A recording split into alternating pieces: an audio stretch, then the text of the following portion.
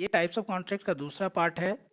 ये हम लोग बात करेंगे यहाँ पे चौथे कॉन्ट्रैक्ट की, जो कि है cost plus percentage rate contract.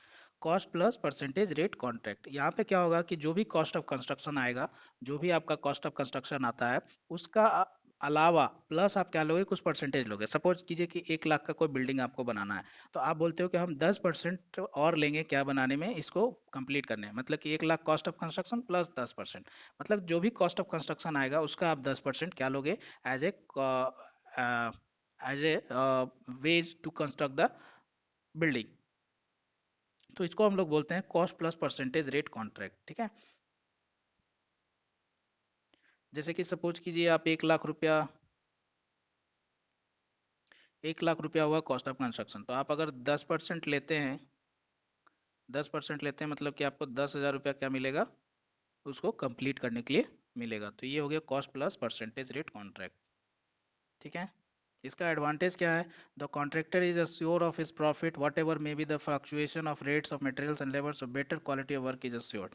यहाँ पे कॉन्ट्रैक्टर को क्या है, आपका अगर कॉस्ट ऑफ कंस्ट्रक्शन आपका कुछ भी आए उसको, तो आपको जैसे अगर वो उसका फिक्स है, तो उसको क्या मिलेगा, उसको बेनिफिट है। अगर मटेरियल का कॉस्ट बढ़ जाए, लेबर का कॉस्ट बढ़ जाए, तो उसको कोई प्रॉब्लम नहीं है, क्योंकि उसका भी कॉस्ट क्या हो जाएगा, बढ़ जाएगा।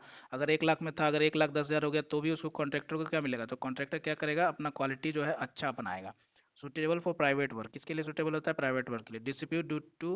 Dispute due to extra item is eliminated, extra item का कोई डिस्प्यूट ही नहीं होगा, क्योंकि आप एक्स्ट्रा आइटम काम करवाते हो तो उसका कॉस्ट ऑफ कंस्ट्रक्शन बढ़ जाएगा, तो आपको जो भी कॉस्ट ऑफ कंस्ट्रक्शन बढ़ेगा, तो कॉन्ट्रैक्टर को भी क्या होगा, उसका भी वैल्यू क्या हो जाएगा, समझिए कहने का मतलब कि 1 लाख में अगर बिल्डिंग बन रहा है, और वो अगर 1.5 लाख में बना, एक्स्ट्रा वर्क करवाया ओनर आपसे, तो 1.5 लाख बना, तो आपको भी तो बेनिफिट होगा 1.5 लाख का, फिर आपको कितना 15,000 रुपया मिलेगा, है ना। तो इसी तरीके से अगर एक्स्ट्रा आइटम में वर्क करवाना है, तो उससे क्या है, कॉन्ट्रैक्टर को कोई दिक्कत नहीं होता है। डिसएडवांटेज क्या है, total cost of work is not known till the completion of work.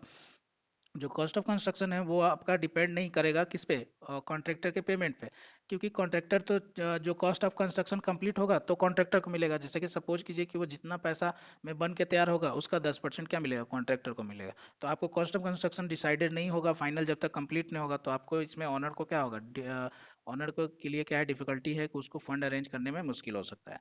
There is a possibility of fixation bills prepaid by the contractor, क्यों कॉन्ट्रैक्टर क्या कर सकता है, रेट को बढ़ा के दे सकता है, ताकि उसको क्या मिले, एक्स्ट्रा इनकम मिले, ठीक है। No suitable for government works, ये गवर्नमेंट वर्क्स के लिए सुटेबल नहीं होता है। नेक्स्ट क्या है, cost plus fixed fee contract. Cost plus fixed fee contract, इसके जैसे पहले था कॉस्ट प्लस परसेंटेज रेट, वहां पे था कि कॉस्ट प्लस परसेंटेज। अगर सपोज 1 लाख में बिल्डिंग बन रही है, तो 10,000, और वही बिल्डिंग अगर 1.5 लाख हो गई बनते बनते, तो उसको 15,000 रुपये मिलता। लेकिन यहाँ पे ये फिक्स्ड अमाउंट बताएगा। जैसे सपोज कीजिए, समझते हैं दोनों को, वहाँ क्या था कि सपोज 1 लाख की बिल्डिंग बन रही है, 1 लाख की बिल्डिंग बन रही है, वो बोला कि 10% हम लेंगे, ठीक है, पहले वाले, इसके जस्ट पहले वाले में। तो वहां पे बोला कि 1 लाख में बन रही है तो 10% लेंगे, दैट मीन्स कि 10,000 रुपये उसको मिलेगा, ठीक है, 10,000 मिलेगा। अगर वही कॉस्ट ऑफ कंस्ट्रक्शन अगर बढ़ जाती है, सपोज 1.5 लाख हो जाती है, तो उसको इसी कॉन्ट्रैक्ट के अकॉर्डिंग 15,000 मिलेगा। मतलब कि इसको क्या हो रहा है, फायदा हो रहा है, ठीक है, किसको, कॉन्ट्रैक्टर को। लेकिन इस केस में कॉस्ट प्लस फिक्स्ड फी में क्या है कि ये बोल रहा है कि हमको 10,000 रुपया लेंगे बनाने में। कितना लेंगे, 10,000। सपोज 1 लाख का बिल्डिंग है, तो बनाने में कितना लेगा, 10,000। सपोज बनते बनते 1,10,000 हो गया, तो भी इसको कितना मिलेगा, फिक्स्ड फी मिलेगा, इसको एक्स्ट्रा नहीं मिलेगा। तो ये है, इसको हम लोग बोलते हैं cost plus fixed fee contract. इसके पहले जो था cost plus percentage rate contract, ठीक है।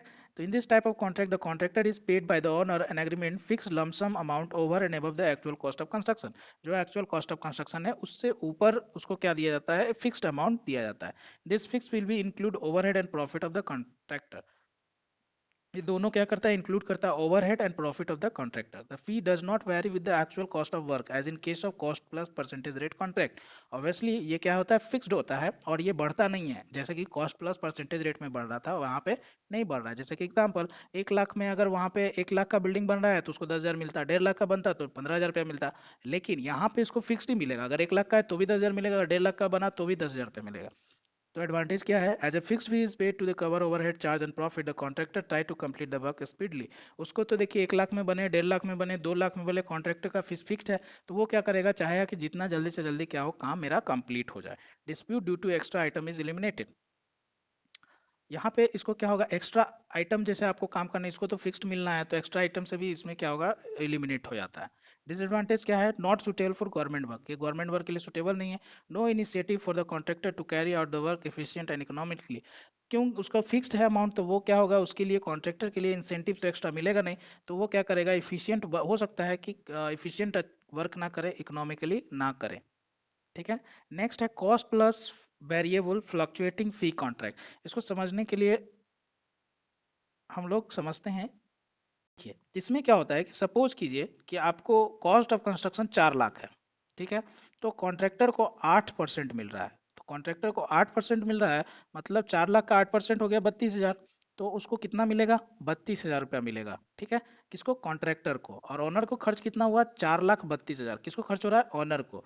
सपोज कि ये कॉस्ट ऑफ कंस्ट्रक्शन, जो कॉन्ट्रैक्टर है कॉस्ट ऑफ कंस्ट्रक्शन को कम कर देता है, सपोज 20 हजार कम कर दिया, तो ऑनर खुश होकर उसको 9% दे रहा है, क्या दे रहा है, 1% बढ़ा दिया, तो ये क्या हो जाएगा, 34,200, क्या हो जाएगा, आप यार 3,80,000 का 9% निकालोगे तो 34,200 आता है।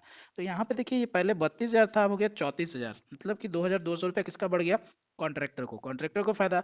और कॉस्ट ऑफ कंस्ट्रक्शन, जो टोटल कॉस्ट जो इसको पड़ा, वो कितना पड़ा, 4,14,000, जो पहले 4,32,000 पड़ा था, तो ये भी किसको फायदा हुआ, ऑनर को। मतलब यहाँ देखिए दोनों को फायदा हो रहा है, ओनर को भी, कॉन्ट्रैक्टर को भी। इसी को हम लोग क्या बोलते हैं, फ्लक्चुएटिंग फी कॉन्ट्रैक्ट, स्लाइडिंग और फ्लक्चुएटिंग फी कॉन्ट्रैक्ट। कहने का मतलब कि आप जितना कम में बनाओगे कॉन्ट्रैक्टर को उतना ज़्यादा पैसा दिया जाएगा, तो जब कम में बनाएगा तो ऑनर को फायदा होगा, और कम में बन रहा है तो कॉन्ट्रैक्टर को भी फायदा हो रहा है, उसको परसेंटेज क्या हो रहा है, बढ़ रहा है। जैसे कि अब 3.5 लाख में अगर इसी कॉन्ट्रैक्ट को ये बना देता, तो इसको मिलेगा 10%, और 10% का हो गया 35 हजार रुपये, तो जहाँ 32 मिल रहा था उसको क्या मिलेगा, 35 हजार रुपये मिलेगा, जहाँ इसको 4,32,000 में बन के मिल रहा था, ये 3,85,000 में बन के मिलेगा। तो ये इसी को हम लोग बोलते हैं कॉस्ट प्लस स्लाइडिंग और फ्लक्चुएटिंग फी कॉन्ट्रैक्ट। कहने का मतलब इसमें दोनों को फायदा होता है, कॉन्ट्रैक्टर को भी और ओनर को भी। ओनर चाहेगा कि अगर कम पैसा में बनाए तो हम कॉन्ट्रैक्टर को एक्स्ट्रा परसेंटेज देंगे, और इस परसेंटेज से कॉन्ट्रैक्टर को भी फायदा हो रहा है और ओनर को भी फायदा हो रहा है, जैसा कि आप लोग देख रहे होंगे। ठीक है, इसी को हम लोग क्या बोलते हैं, cost plus variable sir slash fluctuating fee contract. इसमें फायदा क्या है, the owner and the contractor both will benefited in the lowest possible cost of construction and this treated as the best system of contract. ये क्या है, best system of contract है, और अभी अभी हम लोग देखें कि इसमें कॉन्ट्रैक्टर को भी फायदा है और ओनर को भी फायदा है, तो दोनों क्या चाहेंगे कि दोनों फायदा है, तो ये क्या है, एक बहुत बड़ा एडवांटेज है, और ये क्या है, बेस्ट कॉन्ट्रैक्ट माना जाता है। डिसएडवांटेज क्या है, the estimated cost must be accurately determined, in the case of estimated cost is much higher than the required one due to inefficient of estimator or contractor will get more amount on the basis of saving। कहने का मतलब क्या है कि यहाँ पे जो estimation होता है वो बहुत इंपॉर्टेंट होता है कि बहुत एक्यूरेटली किया जाए, क्योंकि अगर कॉन्ट्रैक्टर क्या चाहेगा कि एस्टिमेटेड अकाउंट ही क्या हो, बहुत ज़्यादा हो, मतलब शुरू का ही अकाउंट जो एस्टिमेट करने में लिया गया है वो बहुत ज़्यादा हो, ताकि उसको क्या मिले, बेनिफिट मिल सके, किसके लिए, आपके क्योंकि वो कम करेगा, सेविंग करता जाएगा, उसको परसेंटेज बढ़ता जाएगा। तो एस्टिमेटेड अमाउंट जो होना चाहिए, जो फर्स्ट अमाउंट हम लोग देखें 4 लाख, वो क्या होना चाहिए, बहुत एक्यूरेटली मेजर किया होना चाहिए। ठीक है, ये एक इसका डिसएडवांटेज है। अगर वैसा नहीं हुआ तो कॉन्ट्रैक्टर को फायदा होगा, ऑनर को क्या होगा, नुकसान हो सकता है। Next is labour contract. What is labour contract, labour contract क्या होता है, लेबर कॉन्ट्रैक्ट में क्या होता है कि जो भी काम होगा वो लेबर के थ्रू होगा। मतलब कि अगर आप, जैसे कि आप समझते होंगे कि आप अगर काम में अगर 2 लेबर लगा रहे हैं तो कितना होगा, 1 मीटर की वर्क होगा, अगर 4 लेबर लगाएं तो क्या होगा, 2 मीटर की होगा, और एक ही दिन में दोनों काम हो रहा है। तो उस इसमें जो भी डील होगा वो लेबर के अकॉर्डिंग डील होता है, तो उसको हम लोग क्या बोलते हैं, लेबर कॉन्ट्रैक्ट बोलते हैं। In labour contract the contractor undertakes the contract for the labour portion only excluding the material which are arrange and supply by the work site of department. मतलब जो भी मटेरियल लग रहा है, कितना मटेरियल लग रहा है, नहीं लग रहा है, उस पर कोई भी कॉन्ट्रैक्ट का डील नहीं होगा। जो डील होगा वर्क डील होगा वो होगा लेबर पे। सपोज आप 2 लेबर यूज कर रहे हैं तो 1 मीटर क्यूब काम हो जा रहा है, मतलब 1 मीटर क्यूब जो मटेरियल लग रहा है, मटेरियल आप नहीं देख रहे हैं, आप देख रहे हैं 1 मीटर क्यूब काम हो गया, मतलब दो दो लेबर लगा होगा, 2 लेबर का प्राइस आपको दिया जाएगा, 2 मीटर क्यूब आज काम हो गया, मतलब कि 4 लेबर होगा, चार जो मटेरियल कितना लगा क्या लगा उससे आपको कोई लेना देना नहीं है, उस टाइप को हम लोग क्या बोलते हैं, लेबर कॉन्ट्रैक्ट बोलते हैं। इसका एडवांटेज क्या है, the material stored by the department are thus utilise. तो इसमें एडवांटेज क्या है कि मटेरियल को तो ऑब्जर्व किया नहीं जा रहा है, तो जो भी डिपार्टमेंट का जो मटेरियल होगा वो क्या हो जाएगा, यूटिलाइज हो जाएगा। This system is very convenient for private building construction. ये प्राइवेट बिल्डिंग कंस्ट्रक्शन के लिए वेरी कन्वीनियंट माना जाता है। A large storage area is required to store the various kind of material to use the construction under the constant guarding. Actually क्या है कि जैसे कि आपका मटेरियल पे तो कोई ऑब्जर्वेशन है नहीं, तो आप क्या करोगे, चाहोगे पूरा मटेरियल को ला के रख दे, तो मटेरियल को जब लाओगे तो उसके लिए आपको चाहिए क्या, स्टोरेज अच्छा होना चाहिए, ठीक है। और आपको गार्डिंग भी करना पड़ेगा, मटेरियल क्या हो, बर्बाद ना हो। नेक्स्ट है डिमोलिशन कॉन्ट्रैक्ट। डिमोलिशन कॉन्ट्रैक्ट क्या होता है, ये एक टाइप ऑफ कॉन्ट्रैक्ट है जिसमें कि पहला ऐसा कॉन्ट्रैक्ट है जिसमें कि हम किसी चीज़ को कंस्ट्रक्ट नहीं करने की जगह पे उसको डिमोलिश करते हैं। डिमोलिश करने का मतलब होता है उसको गिरा देना, डिसमेंटल कर देना, इसको हम लोग क्या बोलते हैं, डिमोलिश बोलते हैं। The contract include the demolish और the removal of structure and its component parts, ठीक। This is the simplest type of contract in which the owner invite tender for demolition of existing structure. जो existing structure है उसको क्या गिरवाने के लिए अगर कोई कॉन्ट्रैक्ट किया जाता है तो उसको हम लोग क्या बोलते हैं, डिमोलिशन कॉन्ट्रैक्ट बोलते हैं। In this contract there is no any construction activity and tender can be take away all the materials of old building in the form of far or extra amount of material to be paid to the owner. मतलब यहाँ पे क्या होता है कि ये पहला ऐसा कॉन्ट्रैक्ट है जिसमें कि हम लोग क्या करते हैं, किसी चीज़ का कंस्ट्रक्ट नहीं करते हैं, हम केवल क्या करते हैं यहाँ पे, रिमूवल ऑफ स्ट्रक्चर करते हैं, ठीक है। नेक्स्ट है टारगेट कॉन्ट्रैक्ट। टारगेट कॉन्ट्रैक्ट क्या होता है, it is a combination of advantage of cost plus percentage and cost plus fluctuating fee contract, ठीक है। टारगेट कॉन्ट्रैक्ट क्या होता है, जैसे आप लोग सेल्समैन का या फिर मार्केटिंग का देखे होंगे कि वहाँ पे जैसे सिम कार्ड बेचते हैं तो वो लोग क्या करते हैं कि उनको एक बार में 1,000 सिम बेच देना है, तो इस टाइप का कॉन्ट्रैक्ट जो होता है उसको हम लोग क्या बोलते हैं, टारगेट कॉन्ट्रैक्ट बोलते हैं। The contractor is paid on the cost plus percentage basis for the work executed at is addition he receive plus or minus on saving or excess affected against the agreed estimated cost. Target contract करने मतलब उसी तरह जैसे SIM बेचने का, उसी तरह जैसे टारगेट है कि इस मंथ में आपको ब्रिक वर्क पूरा कंप्लीट करना है, इस मंथ में आप फाउंडेशन वर्क कंप्लीट करना है। अगर आप नहीं कर पाते तो आपको क्या मिलता है, पैसा कम मिलेगा। अगर आप अचीव कर लेते हैं तो आपका जो भी टर्म था कंडीशन के अकॉर्डिंग वो आपको मिल जाता है, तो उसको हम लोग बोलते हैं target contract. The contractor is encouraged to use his skill and expertise to order the keep the cost of construction as low as possible. This gives the opportunity of contractor to earn bonus in addition to fixed percentage fee.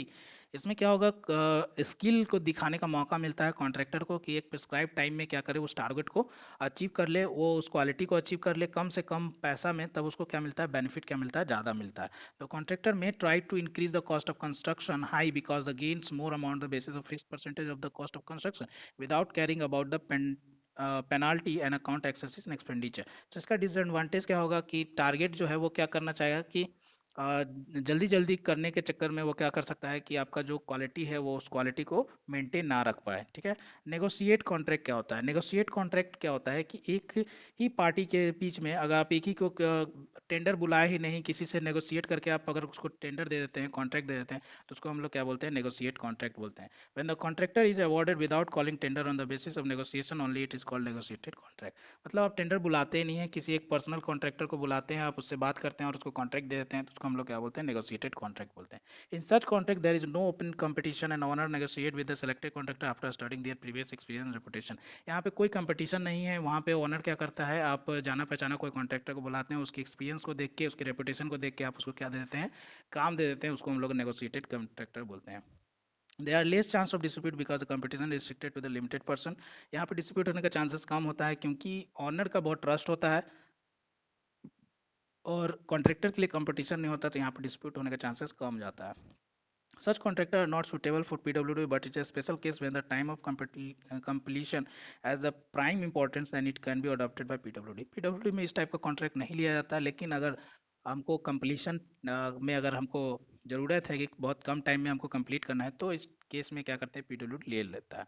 It brings some economy in expenditure, less chance of dispute. Obviously इसका advantage जो है, disadvantage का there is no open competition and it's restriction of limited percent, obviously not suitable for PWD, ये suitable नहीं होता है। तो ये था हमारा टाइप्स ऑफ कॉन्ट्रैक्ट, है ना। सो होपफुली आपको समझ में आया हो। अगर कोई भी डाउट हो, actually there is 10 types of cost of 10 types of type of contract, so maybe each one is not effectively understand by you, so you may suggest in the comment box on which one I will explain again, okay, thank you.